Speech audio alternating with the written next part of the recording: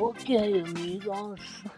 Tequila is like beer. It's like beer. We can quote movies. Yeah, dude, I love that movie. That's like one of my favorite movies. That's the angle. That movie is beyond great.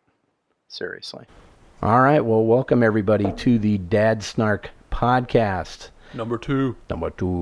I'm Kyle, and I'm here with world-renowned author MC Norris, a.k.a. Mikey. Hi. And you're probably sitting there thinking to yourself, man, these guys are so dope. I'm completely jazzed they dropped another episode. And you're welcome. We did. So we got a lot to cover. No more intros, nothing like that. We're going to get started. But, Mike, do you have anything you want to plug, bro? Got to plug the website, mcnorrisauthor.com. Okay, well, what are we drinking? That's going to be the first thing we're going to talk about here. And we are celebrating. We're celebrating Cinco de Mayo a little bit early. Yes, we are. On St. Patrick's Day. Yes, we've already celebrated St. Patrick's Day a long time ago. But now we're celebrating Cinco de Mayo, mostly because why, Mike? Well, I think that there's a couple of reasons. You and I were having a conversation a few weeks ago about if you could live off one, what do you call it, genre, or category, or ethnic variety of food for the rest of your life, every meal, what would it be? And it was hands down Mexican. No doubt. So that's what started this whole thing. Right. And then I began craving it. And then it always came back to the same argument that my wife and I have of where to go. Because I've got my restaurant, she's got her restaurant. Right. I like authentic. She likes the cheesy, deep-fried stuff. Yep. And while they both have merit, we got to find a place that has both, you know? So we tried and failed again last night, and that's where we came up with this idea. Let's just talk about Mexican food and Mexican beer and culture and everything. And last weekend, our boys were camping for the first big Boy Scout camp, and I was looking for a place to go eat, and kept seeing Mike and another one of our buddies, Dr. PP, and they were talking about Dr. PP. DPP. Shout out. They were talking about El Ranchero, right? So we'll give a little shout. You never said anything. Did you enjoy it? Yeah. Okay. Yeah, I did, and we just took Audrey, since Chris wasn't there. She wasn't too crazy about the tacos, because she freaks out if there's anything in it besides... Right. Crumbled up. They do screw that up for kids. They put everything on it. Yeah, there's tomatoes and shit in there too. But anyway, regardless, I ate her other tacos, so who cares? But I did get a great chimichanga. It was pretty killer. And the bartender, of course, he recommended one of the higher end tequilas for me, but that's okay. I've never had a tequila. Did they have some pretty good stuff? Yes. It's expensive. Expensivo. Could you translate that, please? You don't understand what I'm saying? It's mucho dinero? But por favor, ¿cómo se llama? No tengo mucho dinero. Por favor. Más o menos dinero, tequila? Mi español es muy mal. There we go. It's not so good anymore. Mi también. Yeah. But, I did have a shot of tequila, and it was pretty killer. I can't even remember what it was, though, man. It was in a red glass bottle. Well, maybe a shot of Hussong's will help jog your memory. Yeah, well, let's do one. We got some Hussong's here. We go. I'd hand yours to you, but I don't think I can reach that far. All right, a little cheers. Here, let's clink it on the microphone. Oh, yeah, here we go. Tink! Oh, wow. Did you hear how loud that was? That was beautiful. Amazing. Here we go. Hussong's Reposado. Mis huevos es muy sweaty. Is it just me, or does Reposado... We become tequila snobs, but Reposado's got like a peppery thing. It does, yeah. It's got a real peppery. Now, I had... The high ends there were añejo. Right. And that's usually because honey's expensive, right? Is that not... Yeah, I think so. I didn't know that honey had anything to do with añejo. Is añejo not honey? I thought it was. It's all agave. Oh, okay. But it's just... I think it's a step up. They put a touch of different things in it, I think, don't they?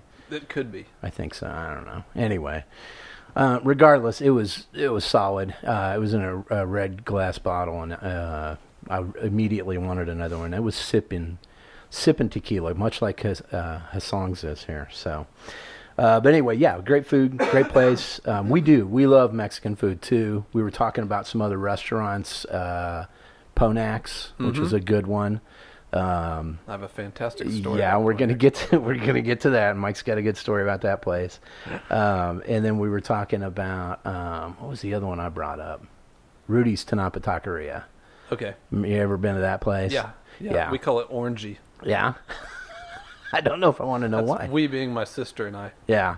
Well, I had some friends. Give a little shout out to Dan Jackson, because he and his wife were actually mad at me. Or not mad at me, but they were pissed because we would still go to Rudy's Tanapa Taqueria, even though they had a horrible story about a time that they were there, and they had guacamole, and they said there was a hairball in it. What's wrong with that?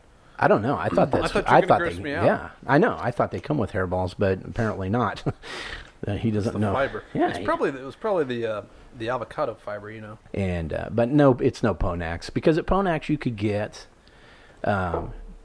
chorizo con huevos, among other things. Yeah, which I love. You can get mole, which you can get mole there at a lot of places. Can't get everywhere. Yeah. And the funny thing is, when I was a kid, before I turned a certain age, I thought you were going to say turn to Satan. Way before that. Okay. Before I turned a certain age, all I would eat was scrambled eggs. I wouldn't eat eggs any other way. And I would also... Now, are scrambled eggs different than scrambled? Hold on, motherfucker. Let me finish what I'm saying. Mike's already had a few. My horse is champing at the bit. Okay. Anyway. I've been drinking for a while. I know. God bless him. It's the neighbors. Yeah, there's something else. I'm glad they didn't get me when I got out of my car. It's like a mob mentality in this cul-de-sac. I come home from work. I'm just trying to be a good dad. Right. They come over here, get drunk, Mike. Yeah, they put that whiskey bottle up to your lips, right? Well, it was just beer, but... Well, at least this time it was a whiskey bottle. We need a safe word in this cul-de-sac. See, in my cul-de-sac's the exact opposite. Nobody talks to anybody in mine. Which is the way it normally is. Yeah, but I want a little bit of camaraderie in the neighborhood, you know? Ours may be excessive. Right. But it is what it is, and we have a good time. They're cool people, man. They are. I've met them, some of them, and they seem really cool. We do all kinds of stuff together. It's more like family. Yeah, they seem like party animals is really the biggest problem I probably would have, because... alcoholism binds us all together. Yeah. I don't even know what I was talking about, to be honest with you, man. Usually we can work through this. That shot of tequila got me. That was great. We're going to work through this. Long story short, we're going to talk about Pognacs. Ponax, and and then there was the other one down on the boulevard too. Rudy's Taqueria. Rudy's, and then there was also remember California Taqueria that used to be down there? Did you ever go there? I liked it because it was pretty reasonable. You could get a big ass burrito for cheap. That's before all these, I don't really consider Chipotle Mexican food, man. I mean, it's Americanized. It's like a hamburger, but it's a burrito, right? I mean, essentially, but it's higher quality food than a lot of fast food. I like Chipotle. I like Taco Bell. Hell, I'm not afraid to admit that, but I do too. But it's not Mexican food, really. It's like based on Mexican food, And I like Salty Iguana, and Salty Iguana is kind of that way, too. That's down on 40, right? Yeah, I like that place, and I think it's because it's kind of a KU thing, because they have one up in Lawrence, and I used to go there a lot. And so they do the Bill Self show from there, and so I used to go there a lot, and I like that place. And I also used to work right by one, and so I'd go get that lunch burrito for like $4.50. Nice. And I mean, you're talking, that was 2 meals, man, pretty much, back when I was thinner, but now it's a half a meal. Now it's an appetizer. What? This ain't deep fried? This thing a la carte or what? Where's the beans and rice? Excuse me. I think I would get beans and rice with this, sir. We can clearly see you've eaten your beans and rice already. Anyway, but yeah, I like them. I like their rice actually, and I really like the rice at El Ranchero too. I know it seems kind of plain probably to a lot of people, but it has a nice flavor to it. I like their beans and rice. I thought it was pretty solid. They got good food. I'm looking forward to going back there. So. Authentic Mexican food makes me happy to just talk about. Yeah. Yeah. I mean, once you really start digging into it, I know one of the biggest arguments against Mexican food is that you've got like 7 or 8 ingredients and you're just repurposing them in different ways. Like, okay, we can roll it up, or we can have it flat, or we can have it stacked. Taco Bell syndrome. Yeah. But that's not the case. I mean, if you dig into like an authentic Mexican cookbook, it's like you get into the seafood and the tomatillos and verde sauces and cold soups, and it's just fantastic stuff in there. Yeah, I'm with you. When you've had multiple fish tacos at different places, come back and talk to me, because then you've really had some Mexican food, because most people who eat Mexican food go their whole lives without ever eating a fish taco. But I'll tell you what, you get the right fish taco, and it's pretty badass. I like fish tacos. I like shrimp in there. I like a little bit of everything. I know we were talking about what we base the restaurant on to, and you guys were talking about chili relleno. You and DPP. Shout out. Anyway, you guys were talking about that. And I mean, I've had that too. It's not really my thing, but I always go with the chimichanga, which is kind of funny because that's like a deep fried burrito. But if they got a good chimichanga, I'm on board. And I've got a good chimichanga story later on about about a chain known as Chi-Chi's. I don't know if you guys have ever been to that one. But that was a big Wichita thing where I grew up. Man, it was. Chi-Chi's was like the big Mexican thing. It always gave me a big something. But but anyway, no, you reminded me of what I was talking about, man. So up to a certain age, whenever I ate eggs, I only ate them scrambled. I did like hard-boiled eggs, but I wouldn't eat like an egg over easy or over medium or anything. I didn't like any runny eggs, right? Mm-hmm. But my aunt... He's a solid egg man. Yeah, I was a solid egg man, and I still am, but I like other eggs too. But my aunt, her second husband, used to be a pitcher for the Cincinnati Reds. And he was half Indian, half Mexican. And they live down in Arizona, and she'll never listen to this, so I'll just tell the full story. But when I was a certain age anyway, I went down there with my grandma to visit her, and he took me to go up north to the mountains and stuff, Flagstaff, Prescott area, which is pretty cool if you've never been there, but that's kind of where he was from originally. And we went and visited his grandma and his mom and stuff. The Colorado of Arizona area. Yeah, they kind of live. I don't think they lived on a reservation, but they live way out there, man. Anyway, his brother was pretty crazy, and he was, my aunt's, she's very, very Christian. The story will get better the more shots you pour. But anyway, we went out. We drove all the way up there from Mesa, and when we got up there, his brother wanted to go out rabbit hunting in the desert. And so we had some 22s, and I was probably 12 or 13, man. And his brother they were drinking wine coolers, man, which is what you do when you go rabbit hunting. Because he was a lightweight. He didn't drink at all. And hell, by that age, I probably drank stronger than that. But regardless, typically on hunting trips, all the guys bring something. Bring some Bartles and James. One guy brings out beef jerky, another guy brings out raw burger, and he's like, "I got the Bartles and James." Oh gosh, I hope it's the plain. Those are my favorite flavor. Remember the original wine cooler flavor? The plain original wine cooler. Yes, those are delicious. It's no Sun Country, but it's something. But anyway, so we're out riding around, and I'll tell you what, man, we came across one rabbit, and we shot the shit out of that poor little thing, man. It's horrible. You're all crocked on wine coolers. Yeah, man, I'm tanked on wine coolers at that rabbit 13 sees years this old. Horde of drunken, fruity-smelling guys coming at him. And it'd be confusing and terrifying. That one's just a child. Why is he shooting at me? But anyway, the whole point of this story is the next morning when I woke up, of course I was hungover because I had like 3 wine coolers. Well, yeah. And I remember John saying, "Kyle, get up. My grandma cooked breakfast for us." And I was like, "Oh man, it smells awesome."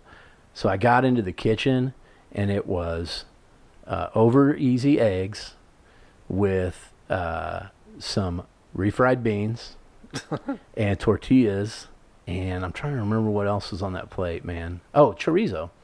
And so you would just make little breakfast soft tacos, and fucking that was the best. That still goes down as the best breakfast I've ever had, and I know there's probably more. It's more about the tail. But Are you dude, like me where you crave Mexican when Yeah. you're hungover? Yeah, I'm craving Mexican right now. Just Why talking to you is about it, and I ate a half a pizza earlier, so it was super thin crust, so it was kind of sissy pizza. But I'm just saying, Like, yeah. that would be the thing you probably shouldn't eat when you're hungover, but that's What's that's your what Mike's body wants. what's your hangover cure if you're really hungover? Time. There's no food there's or no anything? silver bullet for that shit. Mine is McDonald's cheeseburgers. Oh my And God. so I'll go to McDonald's and I'll get, when I can finally get up and get my ass around, I will go get a 2 cheeseburger meal. And I'll eat and I don't like McDonald's I like their breakfast, so that's about it. But I will eat like maybe half of one of those cheeseburgers because that's all I can eat without barfing. And then a couple hours later, I'll eat the rest of the thing. But that always gets me past it. Or at least it used to. I guess I take that back. I did stumble onto something accidentally. A buddy of mine and I went scuba diving. We're going through the certification process. So we're driving down to Arkansas where they have the open water testing. And we just get shit canned every night and then go out on the open water the next day and perform these horrible tests in choppy water. And one morning we stopped at a gas station and I was feeling absolutely putrid. And I went in and wanted to find something healthy, so I picked up this naked green juice, and I drank that. It's the type that tastes like I know what you're talking bananas. about. Yeah. Mm-hmm. And I swear, like in 30, 40 minutes, I felt much better than I should have. So I tried that again a second time when I had a hangover, and sure as shit, 40 minutes, that green juice will hook you up. And I told Annie about it, my wife. And she's tried it a couple times, and it's had the same effect on her. No shit. Just, it wipes away the nausea. I'm It's gonna not have to going to do get rid of that. the headache, but... Yeah, well, aspirin, right? Right. Yeah. So there you go. So we're drinking Mexican beers. I like Mexican beers, which is funny because they look a lot like American beers sometimes, because they're just simple lagers, right? They are. But I do like them. Corona's all right. I mean, there's nothing really that wrong with it. I like, probably my favorite would be Pacifico, but I do like Modelo, which is what we're drinking right now. I'm drinking out of the can. Mike's got bottles. But I like all of them, man. We had an interesting experiment before we switched on. Yeah. We did a Modelo bottles versus cans, side-by-side taste test, and the difference was striking. Oh, yeah. And the reason, boys and girls, is that the reason why Mexican beer tastes like Mexican beer, typically, like Corona, Dos Equis, Modelo Especial, is because they're in clear bottles. Right. And so that lets in UV light, and UV light skunks the beer. It gives it that skunky aroma and flavor, which you kind of grow to appreciate. And if you really like that flavor, the color green, the green bottles lets the most UV light in. That's the one. Yeah, that. So if you think about your green bottle beers like Heineken, St. Pauli Girl, Moosehead, all the Rolling Rock, Oh shit, Jinx. all those are just stank. They're skunky. Skunky. And people enjoy that, so that's why they're still in business, even though it's fucked up. I admit, I do kind of like a little bit of skunk. I don't like the green bottle stuff so much, but I like the Mexican skunk beer. And in the can that Kyle had, you don't get that. Nothing. It's crisp and clean lager. Yeah. For obvious reasons. And once again, I mean, I really like cans. As a matter of fact, I bought some of that Torn Label you were talking about. Comes in cans. I got the, Monk and Honey. Yeah. Which is all right. Yeah, it's all right. I mean, it wasn't the best beer I ever had, but it was good. It definitely tastes nice and clean and smooth. But is there any way to pause this later? Because I got to fill you up something off my keg. Yeah, absolutely. Yeah, we'll do that. Just let me know when you're ready. I'll finish. And I might have to pee, too. I could kill. Do you need to pee right now? We can pause right now. No, I'm not saying I have to pee. I'm just saying I want to help you out with a new beer. Oh, okay. Yeah. Pee.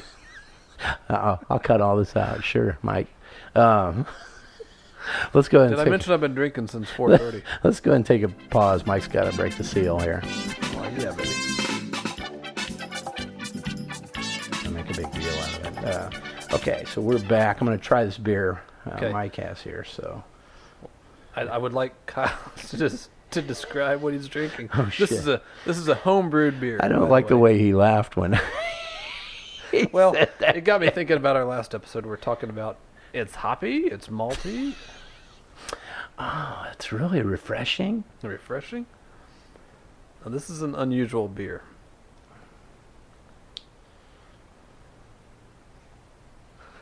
I'm not sure that that's a good face he's got on. It's really fruity. It's a concerned face. It seems It's like if a child brought home a report card with questionable comments. trying to figure out what fruit flavor that is. Yeah, you're on it.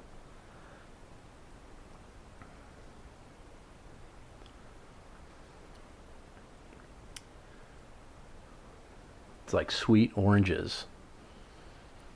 What I did was I put 2 ounces of blueberry tea into the mash. Blueberry. It's blueberries. It's a double pilsner with honey, chamomile, and 2 ounces of blueberry tea. I wonder why I'm getting oranges. Maybe it's just the blueberries. Could be. Giving me that. Yeah, I can definitely. It's weird. I mean, it took a long while before the tannins from the tea would back off because there was like a kind of a hair on the tongue bitterness that went along with it for the first couple weeks.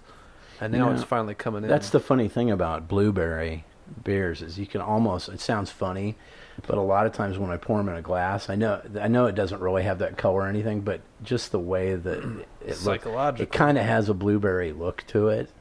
Like I've had other blueberry ales without people telling me, just tasting, and I'm like, oh, that's blueberries. And now that you say, I mean, I get that blueberry, but I don't know why I was thinking. It almost was like mandarin oranges to me or something. That would be too easy, Kyle. Yeah. Now I'm looking at a cucumber, ginger, and juniper berry saison. Cucumber. That'll be interesting.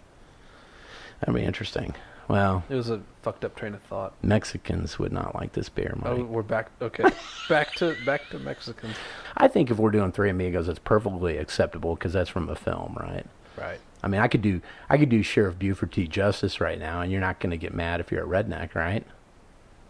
I mean, if I went, nobody chasing me, boy. Well, I mean, we could do Bruce Willis. We could, anybody. I want to hear it. Come to California, have a few laughs. Or, give me a Diablo sandwich and a Dr. Pepper. And make a snap, I'm a goddamn hurry. Or tequila is like beer. It's like beer. Try not to get into too many troubles. Try not to get into too much troubles. Christopher loves that movie, man. I don't know about Dumb and Dumber. I think Dumb and Dumber kind of shocked him a little bit, but again, the version that we watched was apparently an uncensored version, and there's Of Dumb and Dumber? Yes, and there's a lot more shit in it that you have not seen. I'm telling And you. we're not talking about the Turbolax scene, too. Well, there's more there too, but no, there's the whole scene where Lloyd, Uncut Dumb and Dumber. where Lloyd is in the bathroom and he looks over to the side and it says, "For manly love, be here at this time," and he looks at his watch and it's exactly that time, and the door busts open and it's Seabass. Seabass. And Kick his ass, Seabass! in this deal, he's like, find a happy place, and he's sucking his thumb going down the wall. Yeah. And they show Seabass again, and he's wearing like these thong underwear. Okay, that goes further. And he goes, "Here's your happy place," and points at his dick. Yeah, and that's Cam Neely, right? Isn't that what somebody said? Yeah, it's a hockey player. Huh. Yeah, I don't know. Farmer knows. I don't give a shit about hockey. Hockey's got nothing to do with Mexican beer and food, so let's... Not a lot. Yeah. It's hard to stay on topic, but we're going to do it. It is. We're going to stay on topic. So anyway, yada, yada, yada. Yeah, that's kind of our deal, and we've decided that, Mexican beers, and then you got tequila, which is a whole other deal. We had talked a little bit about it. I know that... before we get into it, though, I did want to ask. I did want to kind of stick a little bit with our program here. And is there anything right now, Mike? Anything in the world? It's just kind of good to get these things off your back. Is there anything bugging you? Anything going on in the world that's bugging you right now? I'll go ahead and start. Okay. Let me do mine. Okay. Okay, go for it. Okay. Once again, I'm going to harken back to fucking Facebook. And I'm going to harken back to the bullshit with people trolling on Facebook and me having to call them out for trolling. Because I left Facebook for a long time, got the hell away from it because people don't understand that if you're on Facebook and you're friends with someone, and especially if they're related to you, and you never make any comments, and they post hundreds of pictures of their kids and their families and all these things, and you never make any comments about that, and then when they post one thing that you disagree with, politically or religiously or whatever, and you have to make a shitty comment about it, you're trolling. That means that you don't really give a shit what this person says. You just want to go start an argument with them. It's like, I think basically 90% of people out there get it. Yeah. They understand what the etiquette is on social media. Right. But there's that 10% that are just like, are you not fucking paying attention to what's going on here? It's like, you can do this, but not that. And yeah. Post whatever you want, but don't jump on someone's political post and smash them. Right. Because I'm not going and finding shit from people that I don't like and then because that would be so difficult. And ripping their ass up and down. Because all day long, whenever I do look, and not all day long, because I'm on Facebook all fucking day long, but that would be depressing. But when I say I was on Facebook, when I am on Facebook or any social media, I was liking your stuff. And Mike went on there and commented a little bit. But long story short, I go past shit all the time that I think sucks ass, and I don't say a word about it. Simply because you're being a fucking tool if you do that, right? And I'm pretty cool with people making comments or doing whatever they want. When they make comments on, and they say hurtful things towards my wife or towards my family, more specifically my mom or my wife, basically, or anybody else really that's my family or my close friends, then I start getting kind of pissy pants about it. And I had to get pissy pants again this week. Hopefully motherfuckers listen to this podcast and they can figure out what the fuck a troll is, because I'm pretty fucking tired of having to instruct them on it and helping them understand. It's kind of bullshit. But other than that, the only other thing I really got to bitch about is gridlock traffic, and that's pretty hack. I mean, fucking Seinfeld did that years ago, so I can't beat what he did. So anything bothering you? Seinfeld. Yeah. That's episode number 3. We're beating Seinfeld at his own game. Beating who? Like physically beating him, or? Well, I don't know. We need to talk about. He's got a lot of money. We may have to sexually beat him, if you know what I'm saying. Come here, Jerry. All right. Is this what you want? If you got that segment, I'll get the. Anyway, I'll get the Italian food segment afterward. Ooh, Peroni and Moretti beer. Oh, I'm gonna go with wine if I'm gonna do that. Talk about some skunky shit. Yeah, Moretti's okay if you get the right deal, but I'm gonna drink wine if I'm gonna do Italian. Anything bothering you, Mike? Yeah. Okay. Killing Wolverine. Oh shit. Okay, here we go. Oh, spoiler. Wait. Spoiler alert. Yeah, spoiler my fucking ass. Here's the thing. This is a nerdy podcast. Yeah. So, I know you haven't seen the movie, Kyle. No, but I know. But it's like, get with the program. There are going to be spoilers on this podcast. Yeah. Because either you step up with your nerd game and watch the shit you're supposed to watch, or be like Kyle and have to get spoiled. Dude. That's sorry. You're right though, but okay. So anyway, spoiler alert: Logan fucking dies. Yeah. Which everybody should know that. Right. And which kind of goes in sync with what's happened in the comic books. They killed Wolverine in 2015, I think. Old Man Logan, right? Is that not the new book? And, well, yeah, I guess that's like an alternate reality spin-off. Which, I think it was sort of a hybrid. What happened in Logan the film was a spin-off of or a hybrid of Old Man Logan and the actual future of the real character. Right. Which, unless you're a comic reader, that makes absolutely no sense, but Where am I going? That's a lot of blueberry in there. We should have a shot of tequila while you're trying to figure that out. Let's do that. Yeah. Oh. Okay, a shot of tequila and getting back on track. Okay. In 3, 2, 1. Okay, so Wolverine. I thought I heard something in the background. No, I didn't hear anything. It just must have been my craving for Mexican food. See. Wolverine. Yes. This character is created like in 68 to fight the Hulk. Right. And so the Hulk is, if you're not a comic fan, the Hulk is a huge fucking guy. Yeah. And so anyone who's going to stand up to him has got to be able to take a huge hit. So what do? Instead of having another massive enemy, they make this little tiny pint-sized 5'2" guy, but they make him unbreakable. His bones are laced with adamantium, which is this fictional hardest metal in the universe. And he's got adamantium claws. So he's unbreakable, and he's got this mutant healing factor, so he can heal from any wounds. And they're like, okay, this guy can stand up to the Hulk. But it was like accidental genius, because they didn't realize what they'd stumbled onto when they created this opponent for one comic book. They'd created an unkillable, unstoppable melee warrior. Right.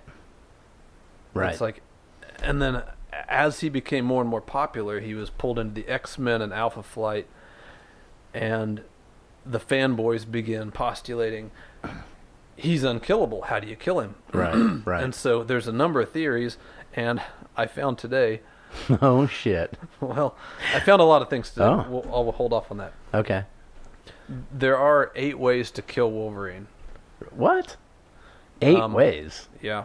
I'm not going to tell them all, but drowning is one, which Wolverine admitted, and Professor X alluded to. Would you have to keep him underwater? Yeah, you have to keep him underwater forever? until brain death occurs. Once brain death and organ death, it's all about killing his organs by so he would starvation. He wouldn't be able to regenerate because right. Once he's dead, he can't regenerate. Okay. Otherwise, it's magic. It's not a healing factor. Right. Okay. So they mentioned drowning, starvation, acid, incineration, anything that destroys the physical body and leaves nothing but a metal skeleton, or organs that are starved of nutrients or oxygen, that can kill him. But I guess at that point, when they realized how badass he was and how hard it would be to kill him, and people started focusing on how do we kill him, they had to kill him. Right. Right. They had to kill him. They had to kill him in the comic books. They had to kill him in the movie. And I mean, Hugh Jackman was retiring, and I think it was probably the right thing to do for the movie. Yeah. You know what? I guess what I'm pissed about is when we grew up, it's like we came to appreciate him as the most badass melee warrior out there. And our kids and future generations will never get that, because he's already been killed and reborn and killed and reborn. Right. And they've got now this whole and clone army of Logan-esque creatures that have his DNA. And oh, really? Yeah. That's what that is. That's what's going on in that movie. So it's like now when you pick up an X-Men comic, there's a girl there with 2 claws, and she's Wolverine. It's like, what the fuck is that? X-23 or whatever. Yeah. And that's his clone daughter who is in the movie. Right. And she takes his place. He'll come back. He'll be in the comics. Oh, yeah. I mean, he's got to be. Like, why trash a character for the next generation just because you feel like you have to? It's interesting because if you think about it, you brought up a really good point there, and I don't think a lot of people consider this, is that you're right. When we grew up, there were things like that existed that just, were, I mean, I think that kids will never understand the shock of finding out that Darth Vader is Luke's dad. Right, because it's permanent. I shit my pants, man. I mean, I freaked out when there was no internet, so nobody really knew anything. I had seen it before everybody else. because I went to Arizona to see it. And back then, I went to Arizona that summer. And back then, movies showed on the East and West Coast way before they came to the Midwest, like a couple weeks. Because that's when they used to ship. And then you're left film. thinking, did they just fucking come up with this? Yeah. Or was this like something they had from the Did very beginning? did George. So, but what I'm getting at is not just, and I hate to bring it to Star Wars because I always bring everything to Star Wars. I That's love Star fine. Wars. You're in a safe place. I'm a Star Wars freak, but not just that, but even Christopher always asked me, my son always asked me, well, who's the strongest superhero out of all of them? Marvel and DC or whatever, and I'm always like, well, Superman did.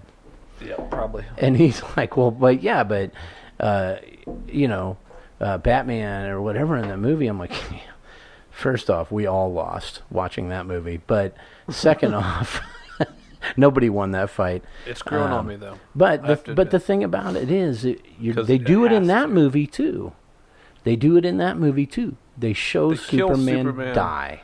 Because... Yeah, and I don't know if you remember when. Do they kill Flash, Batman? Right. No, they do you remember when Superman died in the books and in the comics? Yeah, I wasn't really tuned in. I had a hardback. But I remember. Yeah, I had a hardback novel. I've still got it downstairs somewhere. I still remember that poster where they have like the entire DC universe behind people carrying his coffin. Right. Paul Bearer is carrying his coffin. Yeah, and I mean it was a big deal.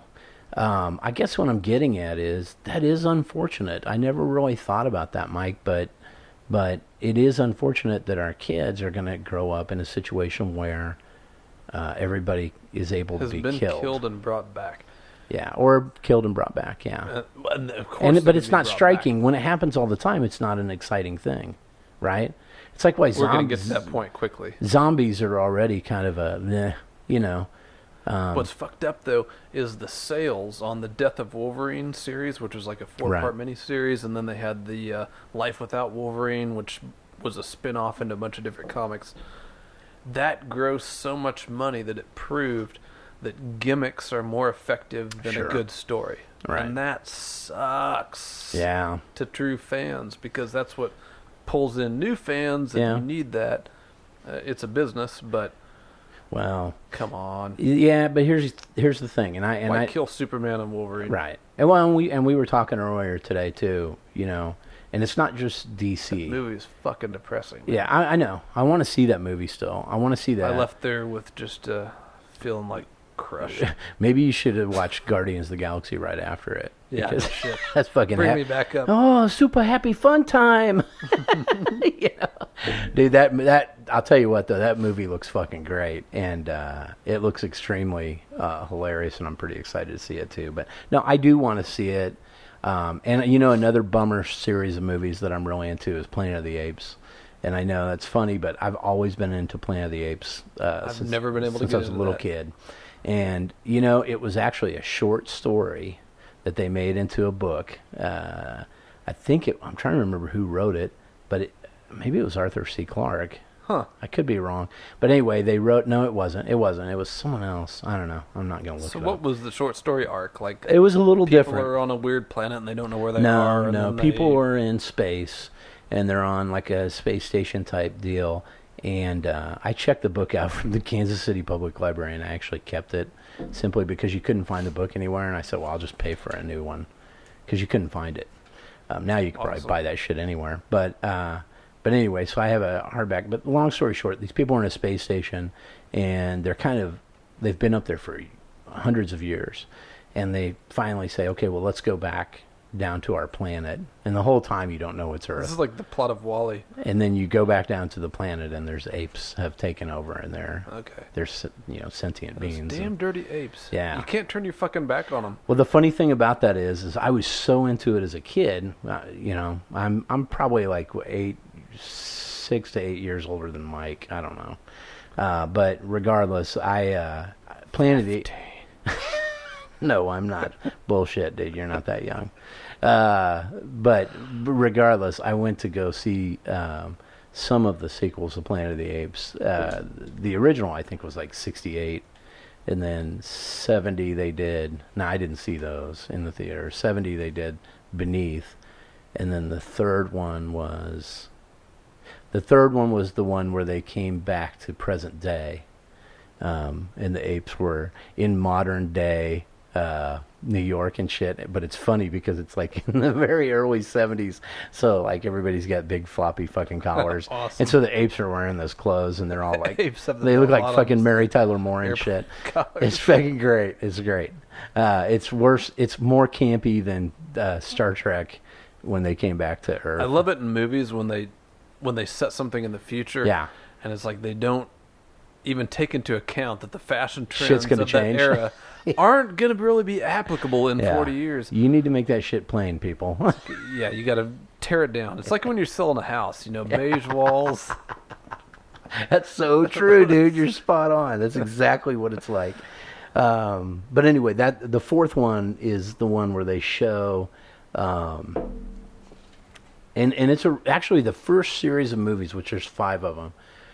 The fourth one is a total mindfuck because, and I know this is going to sound weird, but in the third one, Cornelius and his wife come back to modern Earth. I fought the urge to drop into Beavis' voice. Right. I am Cornelius. Anyway, they come back to modern Earth, and she's pregnant, and she has a baby, and they end up trying to escape, or no, they end up being killed or something because they're trying to be tested or whatever, and they give their baby to, and Ricardo Montalban is the guy who plays it, but he runs a circus. So they give their baby chimpanzee to a circus, and his name is Caesar.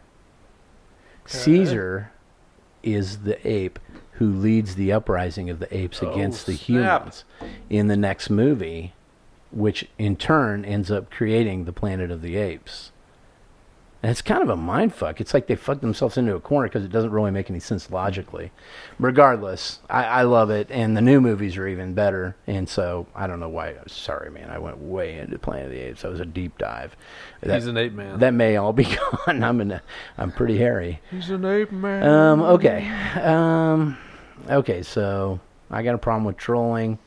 Mike's got a problem with Logan dying, which I understand. I guess it has to happen. I guess they're going to use Deadpool to bring him back, probably. Right. Did you see that Deadpool? Oh, it was before the film. Well, Right. they keep linking them together, so Yeah. I mean, it's going to happen. Well, they should. Wasn't Deadpool in the first Wolverine movie, the Origins movie? The character? Yes. Right. And I guess it was terrible. I don't think I never actually saw that one. I saw the second one. Yeah. Which was good. Why has no one seen that? I don't know. My wife saw it. She liked it. Hugh Jackman. And I guess the Deadpool character was horrible in that movie, too, from what I read on the reviews. Yeah, I've heard that, too. Do you know the funny thing? Do you know who was originally slated to play Wolverine? No. You're going to shit your pants when I tell you. Well, I heard Henry Rollins was one of the... I've heard that one, too, but no. No, this one is really, you're going to be like, what? But actually, if you really think about... I just hope I know. If you think about, well, you'll know who it is when I say it. He's actually passed away, but Bob Hoskins. No. Yeah. You Don't know him. You know Bob Hoskins, dude? He was in fucking Who Framed Roger Rabbit. What the fuck? The little fat detective guy. That's Wolverine. The British actor. Think about it. Wolverine is a little brown monster. No, that's... He's not fucking cut and shit like, and I love Hugh Jackman. I think he plays it perfectly. Except for the teeth caps. Jesus Christ. When it's like he had Wolverine nailed in the first shot in the cage fight. And then he comes back, how you doing, mate? Got me groin. He's got big Groin, fucking big old fake teeth. choppers. Like, what did you do, man? Well, because Hugh Jackman's like Why? 76 years old, isn't he? Well, 77. No, But his teeth are like 4 years old. that motherfucker Go can figure. dance. Have you ever seen that guy dance? Speaking of dancing... Oh, Do no. you have any stories about Mexican dancing? Oh, Because my God. I totally brought that up, and I didn't even mean to. That is hilarious. This is going to be the worst podcast ever, by the way. Well, they Yes. already know that. Yeah, they fucking know that when they went to listen to it, dude. It's 45 minutes long now. Editing is amazing. It's going to be 12 minutes long by the time I get done cutting bullshit out. Hack chops. But no, it was going to be Bob Hoskins, and he was on board. And he was ready to do it and stuff. And You then said British though. I thought. he's British. Is he really? Bob Hoskins is British. Yeah. Yeah. He pulled off that New York accent pretty well. I like him. Well, and I forgive him for Mario. But remember that piece of shit movie, Super Mario Brothers? Oh my God. Christopher loves it. He thinks it's great. But you know what? He was also showing me some Asian dude on YouTube today, and him and his brother were doing some stupid shit where they were doing a kerplunk. They had a big kerplunk on their head with eggs inside of it. Mm-hmm. And I watched it for like 4 seconds before I started going, because that's how the fucking dudes laughed at everything that happened. Oh, my shoelace came untied. Like every fucking thing. I'm like, this is the dumbest shit ever. I'll cut all this out. This is dumb. Every time I look over at my son's phone, he's watching other people play video games. Yeah, that's pretty common, dude. That's pretty I'm common. like, what the fuck? No, as a matter of fact, Xboxes and... He goes, yeah, but it's funny because they're talking They through talk the whole shit thing, while they're and doing so it, yeah. They have a lot of funny comments. I'm like, but why do you want to watch someone else play? You grew up in my generation when you went to an arcade and there were people gathered around one guy who could play the game to the end. Yeah. And when you saw that guy, you're like, oh my God, he's playing that game. Yeah. He's the king of Kong. Yeah. You ever see that documentary? That's a good documentary, too. That is a great documentary. It's one of the better documentaries ever made. Yeah. No, you're absolutely right. But I will tell you this, too, at the same time. But that's after we spent hundreds of quarters trying to get to where he was. Yes. The other thing I would say about that is this. If you could go back in time and you were playing a Nintendo or Super that'd be so Nintendo much fun. And you were high as a To kite, see the 80s. because I know you were. What? What? I like Cool Ranch Doritos, man. They're delicious. You got any more of those pizza rolls? But if you were, and you could have a fucking headset on talking smack while you're sitting there playing Super Mario Brothers 3, tell me you wouldn't be doing it for other people to watch later. Fuck yeah, you would. Yeah, you would. Probably. The question is, would we watch it? And probably, but we didn't have much else to watch back then, dude. I guess I'm just more of an engager. I like to be a part of whatever it is that's happening. I want to be in it. What about online gaming? Have you done any online gaming? Have you played much online gaming? Oh, man, it's pretty fun, man. It's pretty fun. I've played. I can totally see how it would be. It's totally addictive. Yeah, I would stay away from it. I love killing people I know. Yeah. I like sneaking up and hiding behind things and sniping people from a quarter mile away. Okay, so actually, this is a pretty easy question because we kind of almost answered it there. But what are you currently obsessing about? I know, obviously, Logan, but other things that are coming up. I know something happened today, Mike. What happened today? Did something happen that's a big deal to you today? Something come out? I'm totally clueless what you're talking about. Iron Fist. Oh, fuck! You're a fucking Iron Fist maniac, dude. See, this is why I know. I'm not watching Iron Fist. We're down here doing a podcast, and there's a pile of empty beer bottles on the table, and I'm not watching Iron Fist. Well, you'll be ready to watch it tonight when we're done. Yeah, and I'm so upset because apparently it's the big failure of Netflix and Marvel merging. And I thought that Luke Cage was that. Really? Really? Yeah. See, I find it hard to believe that it's going to be a big failure. I fucking loved Luke Cage and Jessica Jones. I mean, the character was perfect, but the series was very slow. It dragged. Luke Cage's series? Yeah. But Jessica Jones' series wasn't. Jessica Jones was tight. See, we need to go back and watch that whole thing. Both the Daredevils and Jessica Jones were spot on. Luke Cage, slowed down. The first couple episodes are pretty good, and the last couple episodes are really good, but everything in between, Christ almighty. Really? The rest it was of that so hard to stay awake. The rest of that Oreo, and I'm not calling the actor that plays Luke Cage an Oreo, by the way. That's out of bounds for me. I'm very Caucasian. But I do like Oreos. Double stuff, preferably. You're just digging and digging. No, but do you know what the middle of Oreos was originally made with? What? Sugar and styrofoam? Crisco. Oh, well, that's good for you, isn't it? No, it's animal fat and sugar, dude. Oh. Or no, it was lard. I'm sorry, it was lard and sugar. Lard and the sugar. The original center. Okay. Oh, regardless. It's a good thing that they didn't call them lardios, because that wouldn't have played well Fattios. in the 20th century. Yeah, they are fattios. I like them, but I don't eat them very often. Really, not at all. Iron Fist, man. Iron Fist. So Iron Fist, yeah. It's available right now. Yes. And here I am doing a podcast. For you people. And not watching. It's for you. It's these I want to grab the microphone and say, it's for you, man. Are you going to sit next to me and watch Iron Fist for the rest of the night? Probably not. That's right. Fuck you. Sorry, that was a little harsh. I took it too far. No, fuck you. I shouldn't be watching Iron Fist. Yeah. I just can't. You know, I went back and read, because you had suggested one of the series to me, and I went back and I read those. Oh, you got the graphic novel version? Yeah, and it's good, man. I mean, I like it's cool, I like the idea. Well, it is. It's like kung fu. It's like a kung fu. Dude, you're probably gonna hate it. I'm gonna say this. I can't even look at you when I say it. No. It's like a kung fu Ghost Rider, man. Right? I'm not totally against that. I like Ghost Rider.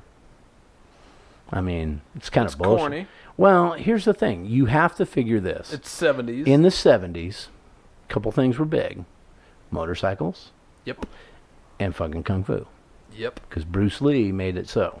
Evel Knievel, Bruce Lee. So you have those two things, and so they hit big with one. And Chuck Norris. Chuck Norris, who is the only man to ever have beaten Bruce Lee in a fight, right? And guess what, Kyle? You're sitting across from his direct relative. I forgot that shit. That's right. You are a relative Genealogy of Chuck. at Ancestry.com has confirmed. Yep. I am a Chuck Norris direct relative. Yes. And he's got black acid wash jeans on right now. I should have known that when I came in here. And a flannel with shirt. no belt. Fucking Walker, Texas Stranger. I like to pull my black acid wash jeans up to my belly button and buckle them up tight. Dude, that show was on the other night, and fucking Walker, Texas Ranger, because we got rid of cable. Oh man, we're on a new subject now. I know. This is just drunk rambling. Let's quit calling this Dad Snark and call it drunk ramblers. Yeah, drunk ramblers. No, we got rid of cable years ago, and so actually there's a lot of local TV stations, but one of them is called Grit or something like that, and it has every night it has fucking Walker, Texas Ranger on it, which really. Walker, Texas Ranger to me is like if you took Kung Fu or something cool like Kung Fu and you mixed it with Matlock. Oh, shit. Because it's really cool and you're like, oh, this is pretty good and stuff. And then it gets really fucking stupid and then you realize it's like Matlock. It's like if you mixed Breaking Bad with Murder, She Wrote. Right? I do not watch Chuck Norris shit. It's horrible, dude. He's horrible. I like his infomercials. But other than that, dude, he's... It's like, I grew up with everybody else in the 70s, and I enjoyed Missing in Action. Yeah. Where, you know, here he comes There's popping like 7 out of those, of the rice paddy with the M60. Pop, pop, pop, pop, pop, pop, pop, slow motion. Yep. That's like a classic 70s scene. Yep. But here's what else was going on in the 70s. I was getting my ass kicked on a regular basis because my last name was Norris. Oh, shit. I didn't even think about that. I got fucked with all my life because of that. Because of Chuck Norris? Yes. No shit. I was called Chuck. And it's like this guy is like fucking... ruining my life. Well, he's like a venereal disease. It's like he'll go into remission and you won't see him for a long time. And it's like, oh, maybe it's gone. And then a huge flare-up. Yeah. And all of a sudden Chuck Norris is back. And he's in your face, and it's like, now it's Chuck Norris. Part of that is Sylvester Stallone's fault. I mean, really, because if it wasn't for Rambo, there wouldn't have been Missing in Action. See, I can trace it all the way back to an author who wrote the book First Blood in the 60s. Which was actually a pretty good movie, who is the first movie. responsible for the 80s. Yeah. Oh, wow. No shit. I guess that's true. I will lead you through this train of thought later, but no kidding. he wrote First Blood. Once it became a movie, that set the tone for the entire 80s muscle mania thing. It went into wrestling, it went into bodybuilding, it went into... Have you ever seen... Oh, okay, first I gotta pee. Okay, I do too. We are back. Everybody had to go tinkle.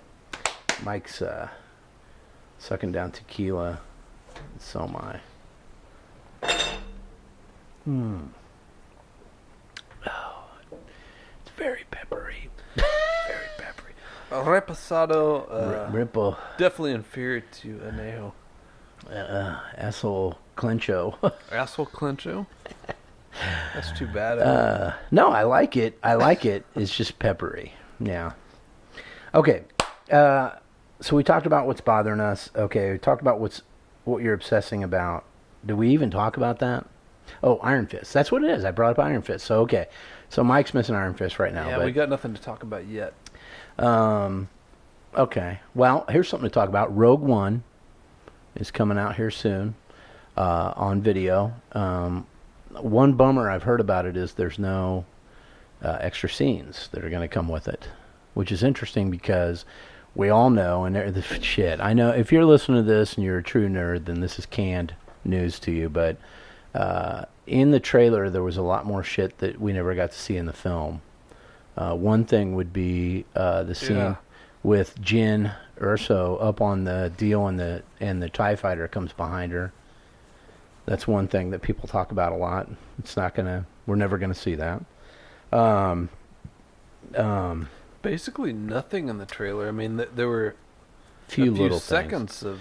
Yeah, only when it got closer. Well, the other thing about that movie is I know that they had screened it like in I'm not totally August. against that idea, actually. I mean, it got me into the theater. I was excited, Yeah. and the movie delivered, so... I like that movie. Yeah, really, again, we've already talked about this. My only real It's issue like with it is the CG. it was all built around Horace Yeah. Whitaker's, like, 5-part speech Yeah. in the trailer, which none of that fucking happened. How will you feel when they break you? Yeah. How will you feel when they catch you? And really, was Didn't happen. that character important at all? I know he's actually kind of a big character in Rebels, I hear, but I don't... Is that why they stuffed Yeah, him in Christopher and I watched like there? I the thought it was first cool to see 2 that seasons of that. the rebellion had different factions. You got your extreme factions and your more Sure. organized factions, and that was interesting. Well, I mean, why not? the ship from Rebels... That's the way it would be. in the last attack or whatever on the Death Star or whatever, the ship from Rebels, when the ship from Mon Calamari is in there, the ship from Rebels is in there. It's one of the ships in the deal with all the ships, you know, when at the end when they show all the big freighters and shit. I don't know why that matters. Who fucking cares? But anyway, I want to see that movie again. I'm kind of excited to see that movie. Here's what I was going to tell you about. I'm reading the books that I'm reading right now, comics that I'm reading right now. Well, let's say books. Nerds say books so that they don't have to say that they're comic books, but these are comic books. And what we were talking about earlier is when you were talking about comics and how sometimes they let people down and stuff because gimmicks are a bigger deal. I get let down constantly because I choose to read comics that aren't super popular. So Sweet Tooth is a perfect one. That's an example that April actually bought me the book, the 2 first trade paperbacks of Sweet Tooth. She also bought me the first 2 trade paperbacks of Walking Dead, right when they had come out. The second one had come out. So that's kind of when I got into that, about a decade ago now. But I gave up on that a while ago. But anyway, so I'm reading Black Hammer. Mike knows that one. That's a good one.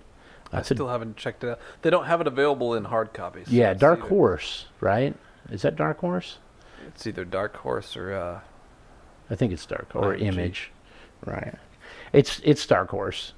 It's Dark Horse. I'm sure it's Dark Horse. But anyway, okay, so Black Hammer, Dead Inside, which is another good one. I think that's Image.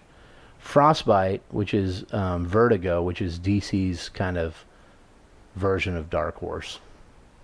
It's called Vertigo. Frostbite's really good. And then something really big happened this week. for me.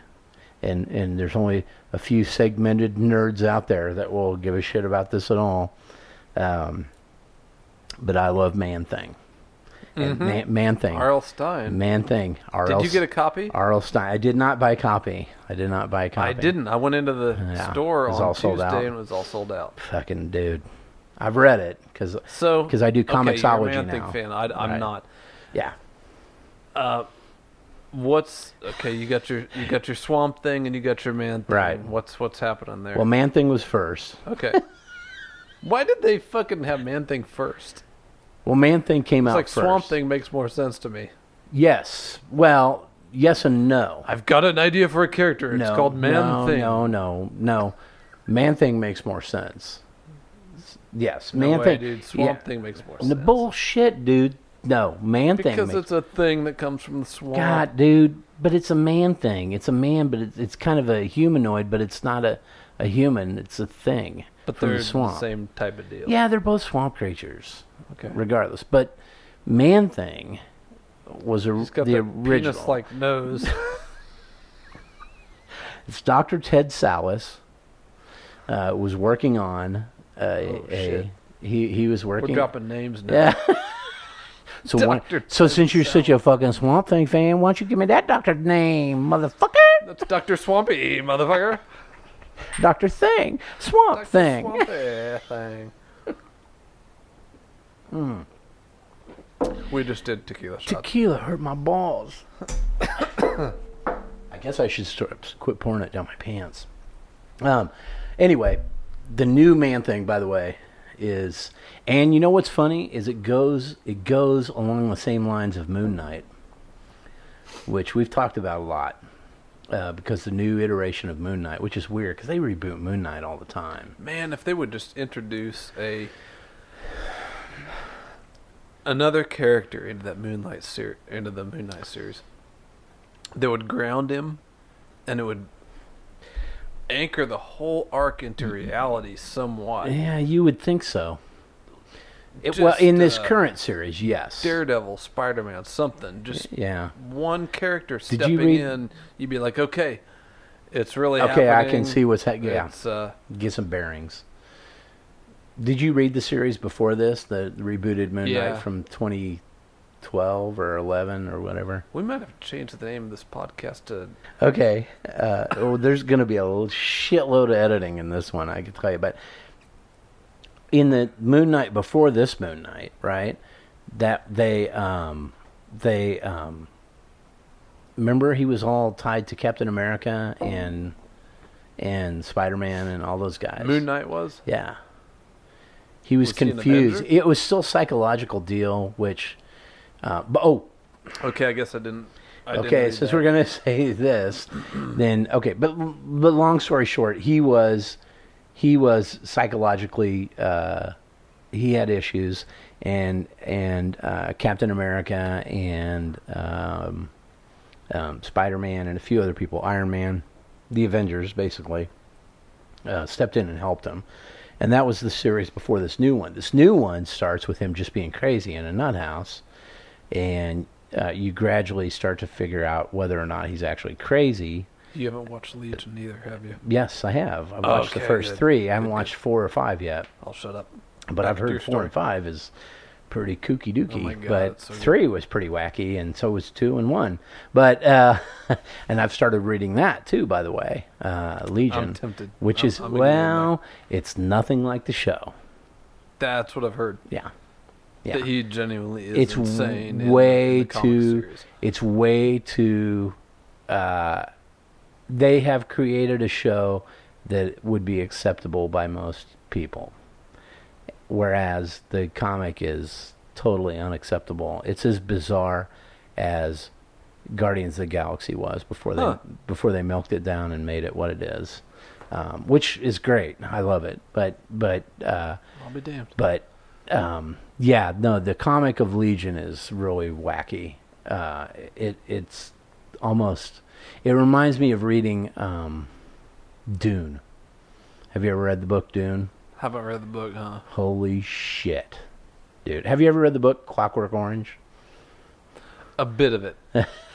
You know I how was in there's the bookstore and I was Yeah, like, oh my God, yeah. they've got the glossary. the glossaries in And the back for all the words, right? You have to keep fucking turning them back to the back. Yeah, it's like that. The problem with Dune is there's like 40 some planets and like 130 some main characters. I mean, it's insane. So by the time you're done reading it, it's the best book you ever read, but it's also the most confusing, disheartening, frustrating book you've ever read at the same time. You know, kind of like Dianetics, which is weird, but turns people into Scientologists. I'm just thinking, like, how nerdy are you? Can you speak like Rabbit from Watership Down or Klingon from Star Trek? Yeah. Or No, I'm not there, and I don't dress up to Star think Wars I can movies. do I wear a more, Star Wars T-shirt to Star Wars movies. That's about as nerdy I'm as I not a get. Star Wars guy either. Really? Or, I mean, Star Trek guy. Sorry. Oh no, I'm no Star Trek guy. I mean, I like the movies. I like the original stuff. I don't like where it's going. You don't like the new ones? I like the first new I'm one. kind of torn. The second one where they got the tribbles and stuff. Yeah. Okay. Yeah, Okay. So let's not go there. let's not. So Man Thing, R.L. Stine, the creator of Goosebumps, which my kids love also, but they're kind of scared of sometimes still, because there's some creepy stories in there sometimes. More specifically, Haunting Hour. He had another show called Haunting Hour for a while that was on Nickelodeon. R.L. Stine did, and those stories are genuinely creepy for kids. There's one in particular that I can think of where a girl buys, it's kind of like American Girl dolls, but it's like a life-size doll based entirely upon you. Dolls are just creepy. I think so too. I think dolls are creepy. Oh, I should take you to my aunt and uncle's house in Russell, Kansas. No, dude. No. You were already wanting to go there. You know what? Russell, Kansas already scares me off. Well, it's like the no arms and legs guy in the pile of leaves. His name is Russell. And He's from Kansas. Okay. All right. Let's go straight into... we had talked about two different things. I still want to tell funny shit. I still want to do funny shit. But he wants first... to do funny shit. Everybody wants to do funny shit. But first, let's talk about funny tequila stories. So Mike has a very beautiful, funny tequila story. I don't know how funny it is, but he has a very beautiful tequila story, so I'd like to hear it. Thank you for the Donald Trump intro. Let's Got a very beautiful, wonderful. Hey, it's going to be tequila big. story. It's going to be big. Big. The biggest, funniest story. It's going to be bigly amazing. Let's hear your shit, All right. and it better deliver, Okay. or you're fired. All right. Tequila story in 3, 2.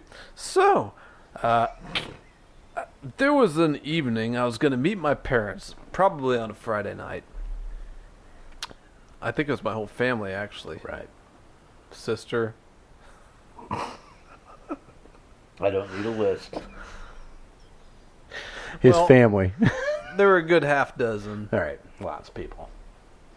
So what Ponax, I'm right? trying to avoid is talking about which marriage I was in at the time. Oh, don't worry about it, dude.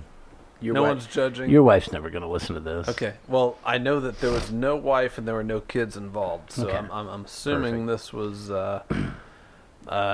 circa 2003. Mm-hmm. So I'm meeting my family at this restaurant, Poniak's, on Southwest Boulevard, and I arrive early. Typically, they arrive early, so I thought I would catch them at the same time and we'd walk in the doors together. But in this case, they were actually running late, and I arrived early, so there was like an hour of differential time. So I walk in, Uh-oh. and the place is dead. It's like there's nobody in the restaurant. And the hostess greets me, and she says, well, what's going on? And I explain the situation. I've got like 5 or 6 people I'm going to meet. And she goes, well, it's our policy that you can't take a seat until your whole party is there. So, are you good so far? Get a drink. Which would be nice, because I could have used one. But I get up to the bar, and there's no bartender. It's like dead empty. The whole restaurant's empty. The hostess disappears. Everybody's gone. And I'm sitting there at the bar for a indefinite amount of time, and I don't get to order a beer, and the door opens, ding dong, and here comes this guy. He comes walking in, and he kind of swaggers up to the bar, sits beside me, and we start talking. And I'm like, well, who are you? I don't say, that's not how I normally open conversations. Who are you? But it's disclosed that he's a he's panty inspector. He's a rep for a distribution company that provides the high-end tequila for that establishment. Okay? Yeah. You with me? Yes. I'm sorry. I quit it. And so I'm asking what he's doing there, and he goes, well, they have a problem. Dude, I know where this They've is got going. a problem with the high-end tequila, and I'm not sure what it is. They're not happy with the product, so I've come here to kind of straighten things out. And he's like, well, what are you doing here? And I'm like, well, I'm waiting on my fucking family. Wow, dude. So That's terse language. my end of the conversation was Yeah. pretty quick and easy. Yeah. So we kind of shoot the shit for a while, and I actually start getting along with the guy, and we're kind of like buddies. And Yeah. after about 10 minutes, I don't know whether it's the bartender or the owner, he walks out from in back finally and shows up and comes down to the end of the bar. And he's like, can I help you guys? And I just sort of step back and be quiet because I know that they got some shit they're going to get into. And the rep says who he's with and what the situation is, and he's here to rectify a problem. And the bartender... we probably need a shot. Oh, That my always God. helps jog the memories back. Oh my God! There's a shot there. I thought we were done. No, we're not done. This is the last one. Fuck. Clankities. Clink. Holy Christ. Did everybody hear that it's amateur night? By the way. Okay. Holy Christ. So the bartender comes down. The rep starts talking to him. Yeah, the rep starts talking. They figure out who each other are. And the rep says, so what's the problem? And the bartender says, well, the customers are complaining because the high-end products are kind of murky. They have an off taste, an off smell. And the guy's like, well, pour them out. And so he sets up all these shot glasses, and he pours all these shot glasses, and he brings all these bottles out. And at some point, the bartender looks at me and points at me, and he says to the rep, who the fuck is this guy? And without missing a beat, because I can do this when I'm sober. I say I'm Missouri State Tequila Inspector. Sweet, dude. I love you. You're And on your toes. the bartender looks at the rep and he goes, are you fucking serious? And the rep looks at me, looks back at the bartender, totally straight-faced, and nods his head, yes. No shit. And so the rep takes all the little shot glasses, holds them up to the light, looks at them, smells them, does his thing, and then passes them to me. And every time I would just pound them. Pop, pop, pop. And toward the end of this whole event, my family walks in. And you're like, wait a minute. I'm so busy up here. And the guy's like, the bartender's like, are you fucking kidding me? It's like, Yeah. who are you? God dang, And I said, I'm dude. just a guy here at the right time, man. So you got to drink all those tequila shots for free. Yeah. State Tequila Inspector. I You know what it love felt tequila. like? Was, you ever watch the Bugs Bunny cartoons where he comes out in the stupid outfit and he goes, I'm like the Candygram guy Yeah. or the Candygram from Mongo. Candygram from Mongo.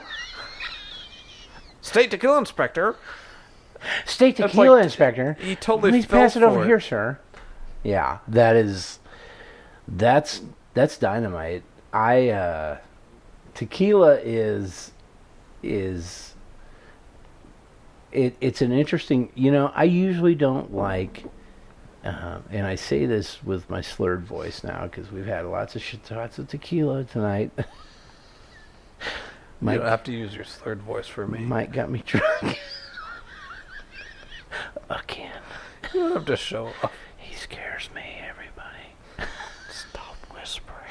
Okay, I will. That's weird. I kind of like it though. Okay, my best tequila story. There's no question in my life. My favorite tequila story is last year in April.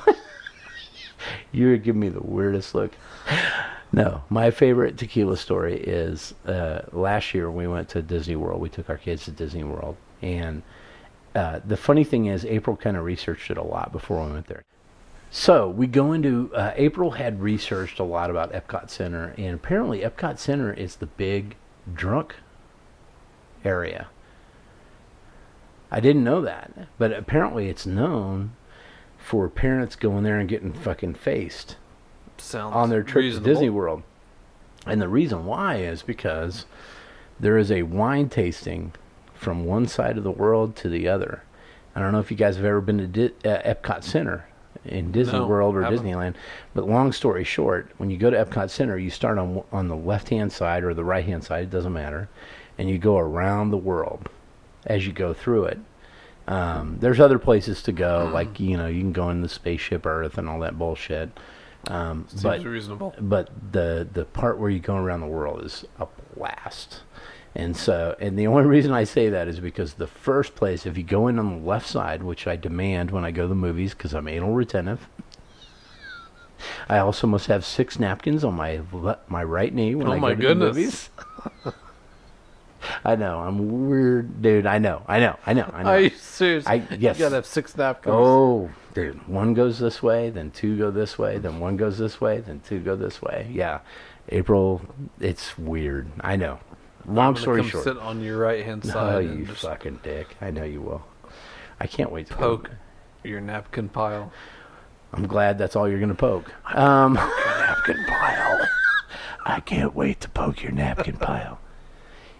You need to go with me this Christmas and go see the new Star Wars. Hell yeah. Are you down for that, bro? Yes. Are you? Fucking boom. It's happening. It's it. It was a totally horrifying it's a weird left hand thing. shake. It was worse than Trump's. Knuckle bumps. Now it's getting shit. better. Oh shit. He Look at bumped the that. microphone. But it was still better than Donald Trump shaking hands. But regardless, or not shaking hands, or whatever he does, he's got little hands. But April had been reading about Epcot Center. I know I'm going to hear a lot of. I can't wait later to edit this so I can hear me going. It's going to sound like fucking pop. Okay, so we went to Epcot Center and we went on the left side. And if you go on the left side, you go into Mexico first.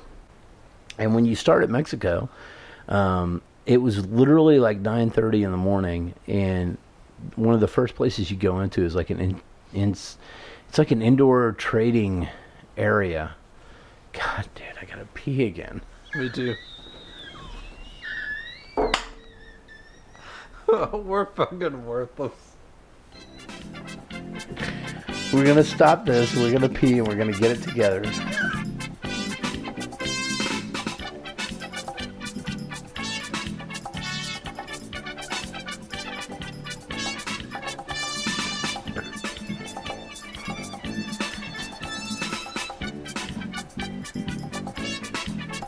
Alright. Damn, dude. Tequila's something else. Okay, so if you go to Epcot Center, you go on the left side, you start at Mexico, and you kind of go around the world.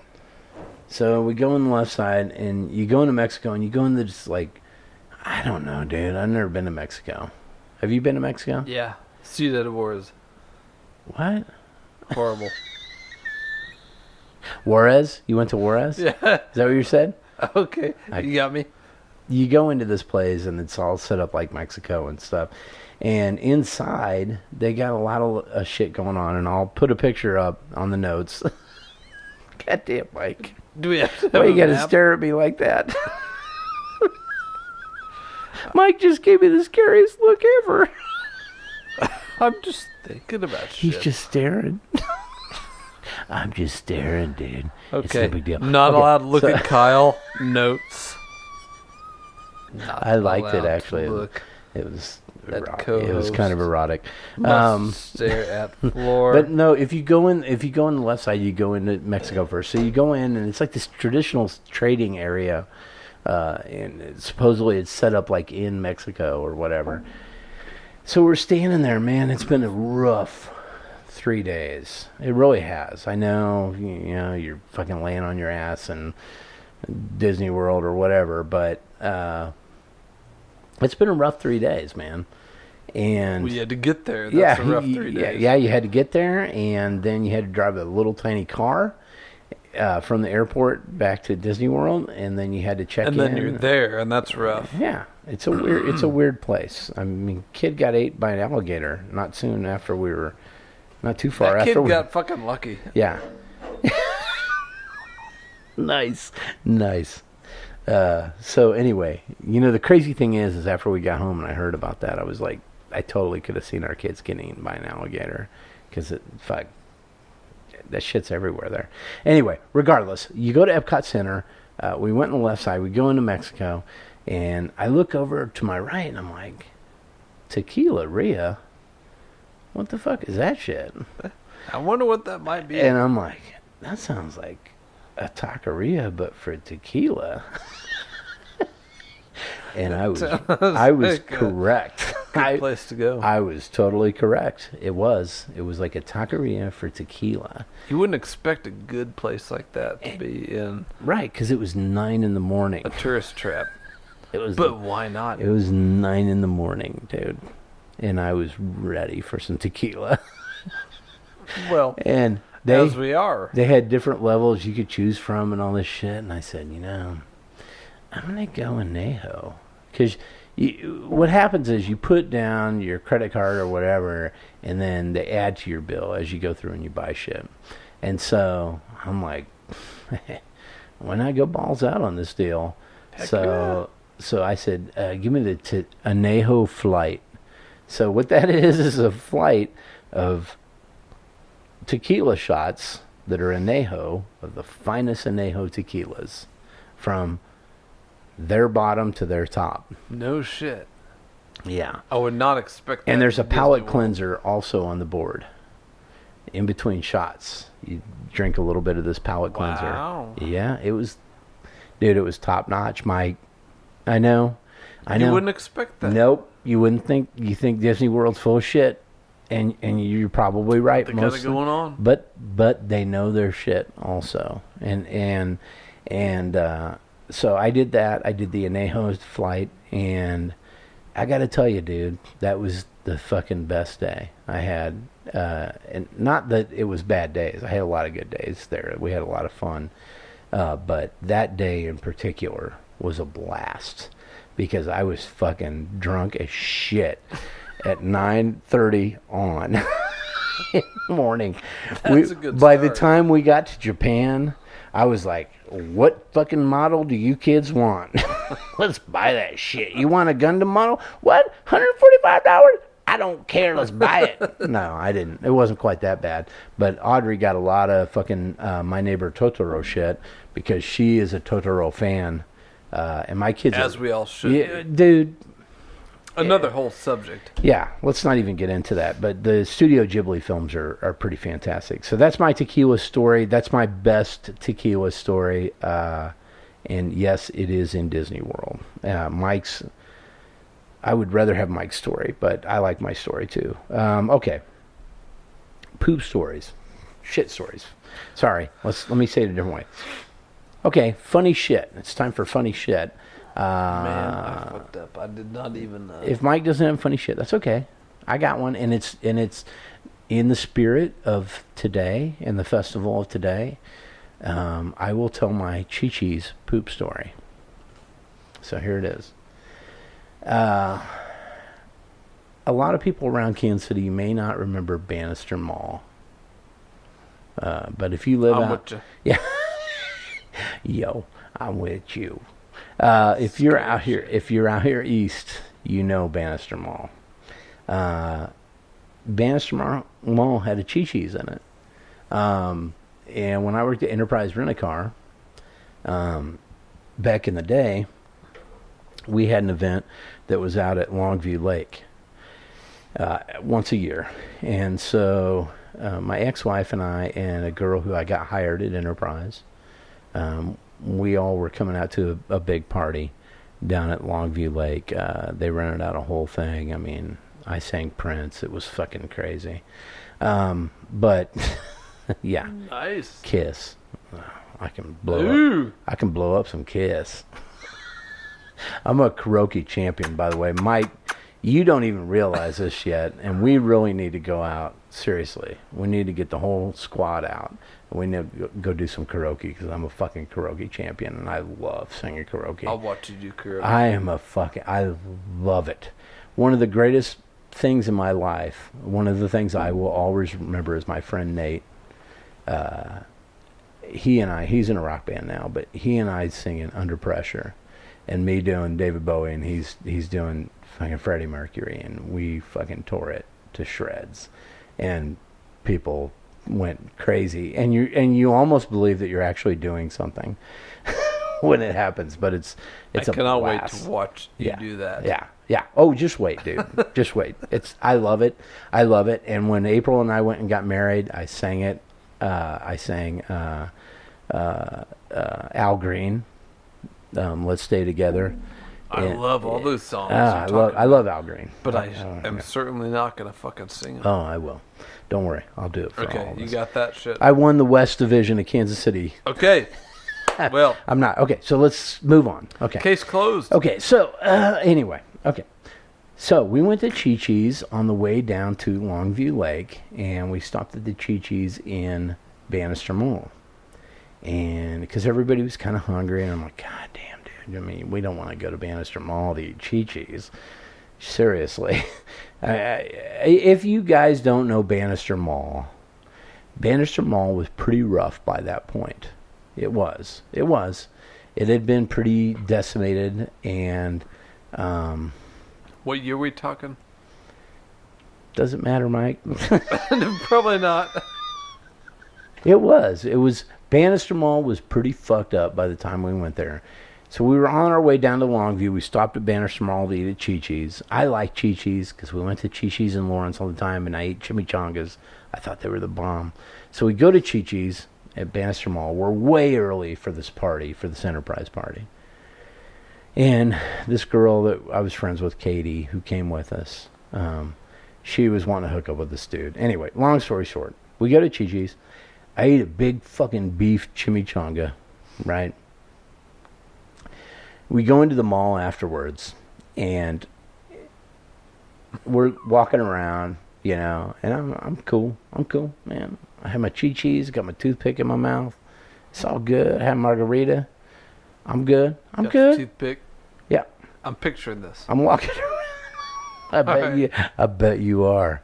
And we walk upstairs. We walk over it. We walk to this leather. We walk back downstairs. I say that for a reason. We get down to this leather store. We walk back upstairs. We go to this leather store, and my ex-wife, she goes, "Hey, sweetie, what do you think of this purse?" And I turned to look at that purse, and right when I turned to look at that purse, I felt like I was going to shit my pants. Like, right at that moment. Like, before then, I didn't feel like that. But, like, right when I turned just right. Specifically at that right moment. when I turned right to look at When that. you examined the I purse. I was like, you could have held a turd in front of me. You could have held a dove. It didn't matter. I had to take a shit. And It's like, yeah. You know what I'm talking about, right, dude? Because every dude has been there. Every person has been there, but really dudes will admit it. But the fact that you remember you were looking at a purse. I remember looking because we were in And a you leather probably store. remember every well, I'll tell you detail of why. the This is purse. why. So I looked at that purse and I was like, ooh, I gotta go I got to go find a bathroom.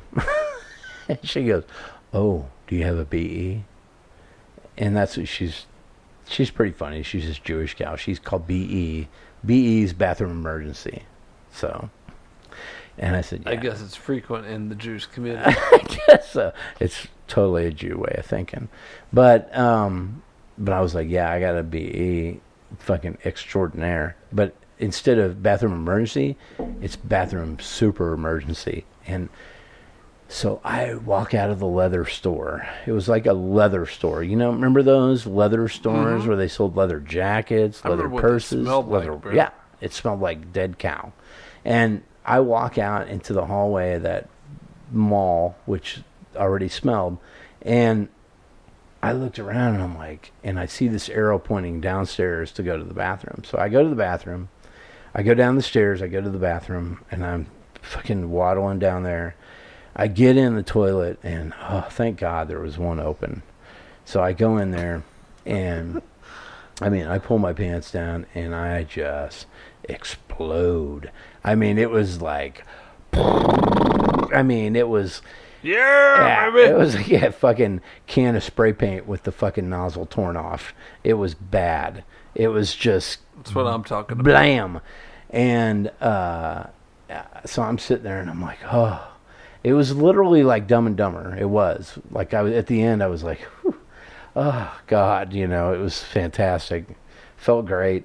So the guy that was in the stall next to me leaves, and when he leaves, these other guys came in. And as soon as these guys came in, they were like, whoa!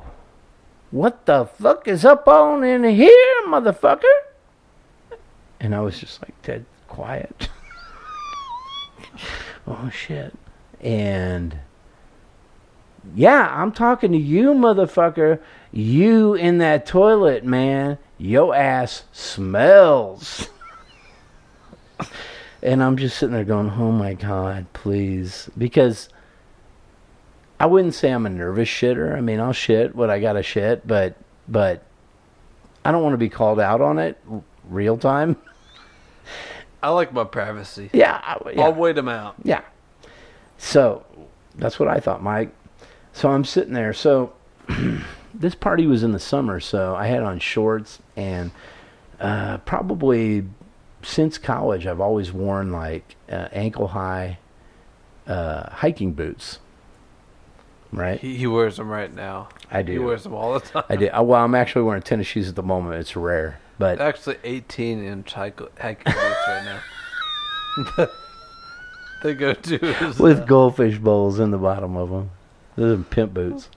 No, they're fucking hot. No, I do. I wear hiking boots a lot. So I'm wearing hiking boots, and I'm sitting in there with shorts on. I got my shorts around my fucking ankles, and these guys are like, "Yeah, I'm talking to you, motherfucker, in there shitting." And I'm like, oh my God, dude, what is going on? And they're like, woo, woo. I mean, they are screaming loud about how bad my shit smells. And I'm just sitting there going, oh boy, these fellas are funny. Oh boy. And they're like, look at him. Just take a look. Motherfucker wore hiking boots so he can hold on to the ground when he shits. And I'm laughing my ass off the whole time because it's funny. It is funny. What they're saying is funny. And I'm like, God damn. And they're like, well, he going to wait us out now, so we might as well go. We might as well go because this motherfucker ain't leaving. And I'm like, God damn, you're right, man. There's no way on earth I'm leaving while you guys are calling bullshit on me. So they leave the bathroom, and I go wash my hands and everything. I leave. And right when I fucking get out the door in the hallway, there they are. And they're like, ah! Pointing at me, fucking laughing at me. This motherfucking shit! This motherfucking shit! His shit in there, it smells so bad. And they fucking, not shitting. Well, I wasn't then, but I'm not kidding. I was walking back up the stairs to go back up to the leather store. These motherfuckers follow me back up there, pointing at me and laughing at me the whole fucking way. So I'm in the leather store, and my ex-wife is still looking at this fucking purse. I swear to God, it's the same purse. I had the shit of a lifetime in between the last time I'd seen this purse and now. But she's still looking at the same goddamn purse. And I go, yeah, whatever, baby, just get it. Let's go. And she's like, why are those guys pointing at you back there? And I look back over where she's pointing, and it's the same dudes, and they're just fucking laughing at me and pointing. They followed us all the way out to our fucking car. I shit you not, pointing at me and laughing because I took a shit in a public bathroom. There's my cheesy shit story. An epic shit, man. It's the biggest, smelliest shit I ever took. And I'm not going to lie. It was horrifying. You impressed the hell out of some people. But, dude. Anyway. That's my Chi-Chi's poop story. All right. So let's get back to the novel. I guess we'll say a little bit about that. I finally wrote something again. I don't know how Mike feels about it, but I'm sure it's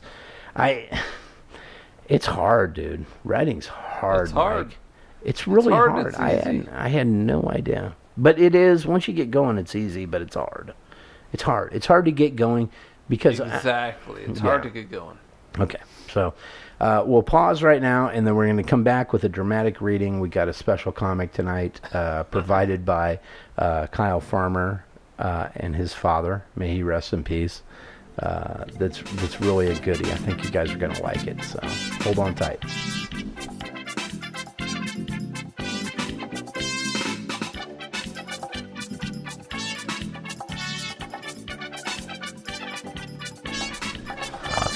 I don't know if I can even read it now. You could do this. Okay, go. Sheena, Queen of the Jungle, Jumbo Comics. Jagged streaks of lightning, the deep bellow of thunder, and whistling wind sends the jungle beasts fleeing in terror. There they go, stampeding past us in fright. Yes, Sheena. But that other sound, do you hear it? A human cry for help. Look, there on the river. As nearby, a clumsy ox cart trapped in a swirling flood, a helpless girl raises her flimsy club. No use. I'll have to jump. Wait, what's that? A sudden cry from the trees, a figure plunging through the gloom. Try to hold him off. He is as frightened as you are. Look out! He is going to leap. Throw yourself overboard already. Instantly, the terror-stricken lion springs at the golden figure. But in the last moment, Sheena lunges out, shoving the tawny beast overside, and soon... Pull up quickly. Oh, Bob! Oh, Bob!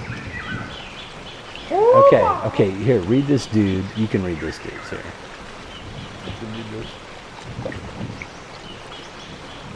Good thing Sheena last. A vine rope to the cart. They're safe to shore. Maybe not.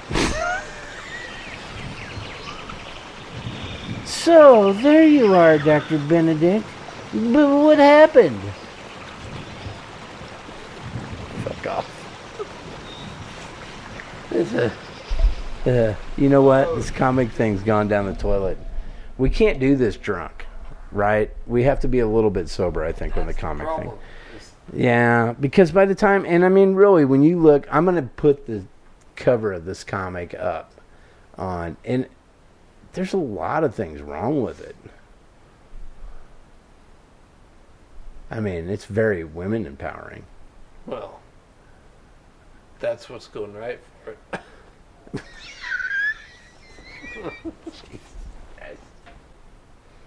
I think women perpetuate the myth, but I think the myth exists because of men. No way, dude. Yeah, I do. I honestly do. It's like I have no interest in makeup or anything Plastic they do surgery. themselves or plastic surgery. Yeah, it's like put on a oversized T-shirt and you are perfect in my world. All right, I'll go put on my shirt then. Stop teasing me, Kyle.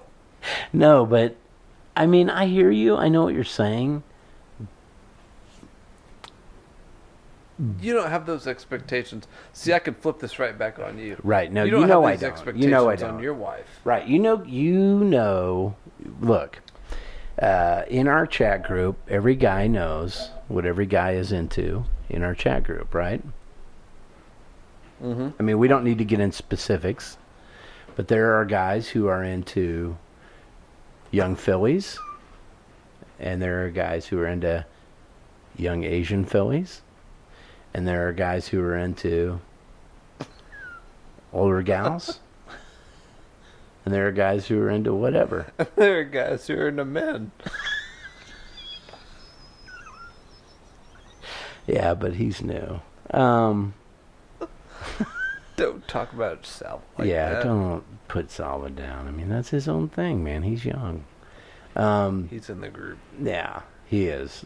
No, you know, I think that there is and I don't think it's us. I think that's why you're saying no, it's bullshit, is because you don't think that way, and I don't think that way either.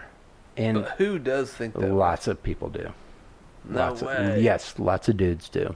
Yeah, I think so. I think lots of dudes do. You think? Yeah. No, I honestly think so. I think there's no question.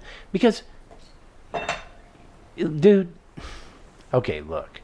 We've all seen porn on the internet, man. Right? Mm-hmm. It is overrun with young, hot chicks. Right? Or old chicks, or whatever you want. It's Well, all there. no, you have to search out old, hot chicks, or big titty chicks, or big butt chicks. Well, at this point, or, it's like you have to search out. I guess I anything, just let the cat so- out of the bag on what I'm into.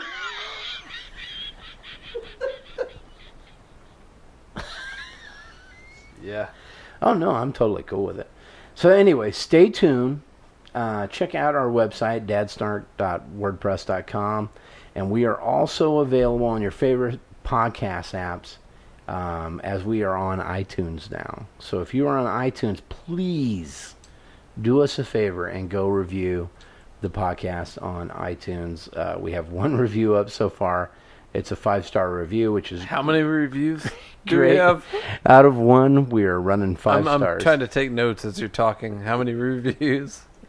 Get this down in the spreadsheet that you have over there. 1. But it So- really, I honestly, So 001. how many? 0, All right. 01. 1 with 2 zeros in front of it. 1. But it could really help us out. I don't know what's going to happen with this deal, but it does. It is good, and the more reviews on iTunes, the better. So help us out, make it easier for me to push Mike into doing this, and hopefully soon we'll bring on some potential guests. I think that's what we need to do next. I think in the next episode, either over the phone or just in general, nobody's going to stay on the phone this We're going long. to terrify the guests. But They're we gonna be need. like, oh my God. They're going to get drunk with us, and they're going to understand just how messed up this is. We are also on Twitter. Mike's like, "What? We are?" But yeah, we are at We are. the Apparently. dad's. God damn it, Mike. Kyle's got this. He'll tell you where we are on Twitter. On Twitter. Thanks, Donald Trump. We're on Twitter It's going to be bigly amazing. at the Dad Snark. At the Dad Snark. So hit us up on Twitter. I'm not saying we'll respond, but that's where we are. At the And Dad Snark. Bigly amazing. At the Dad Snark. It's going to be huge. It's gonna be really huge. It's going to be the best podcast ever. All right. Arnie's podcast sucked ass. Hang in there. I don't know how bad this one's going to be, but I think it's going to be bigly awesome. Terribly ass awful. I've got 140 minutes worth of shit here to fucking pare it down to. Good luck, Trail. Your paring knife is really bigly sharp. By the way, everybody, I'd like to say to you, and I'm sure Mike would agree with me, get off our lawn.